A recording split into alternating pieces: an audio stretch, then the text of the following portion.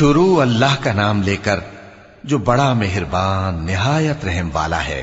قسم ہے سلیقے سے صف باندھنے والوں کی، پھر ڈانٹنے والوں کی جھڑک کر، پھر ذکر یعنی قرآن پڑھنے والوں کی غور کر کے کہ تمہارا معبود ایک ہی ہے جو آسمان اور زمین اور جو چیزیں ان میں ہیں سب کا مالک ہے، اور سورج کے طلوع ہونے کے مقامات کا بھی مالک ہے۔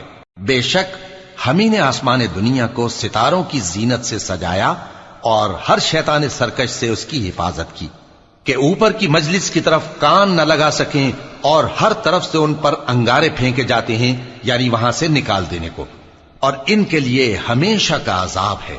ہاں، جو کوئی فرشتوں کی کسی بات کو چوری سے جھپٹ لینا چاہتا ہے تو جلتا ہوا انگارہ اس کے پیچھے لگ جاتا ہے۔ تو ان سے پوچھو کہ ان کا بنانا مشکل ہے یا جتنی خلقت ہم نے بنائی ہے اس کا؟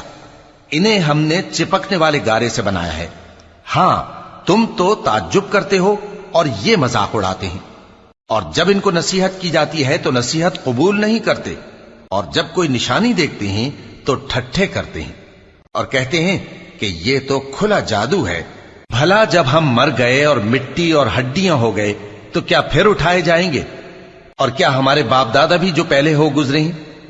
کہہ دو کہ ہاں، اور تم لوگ ذلیل ہوگے۔ بس وہ تو ایک زور کی آواز ہوگی اور یہ اسی وقت دیکھنے لگیں گے اور کہیں گے ہائے کمبختی ہماری، یہی جزا کا دن ہے۔ کہا جائے گا کہ ہاں، وہی فیصلے کا دن جس کو تم جھوٹ سمجھتے تھے۔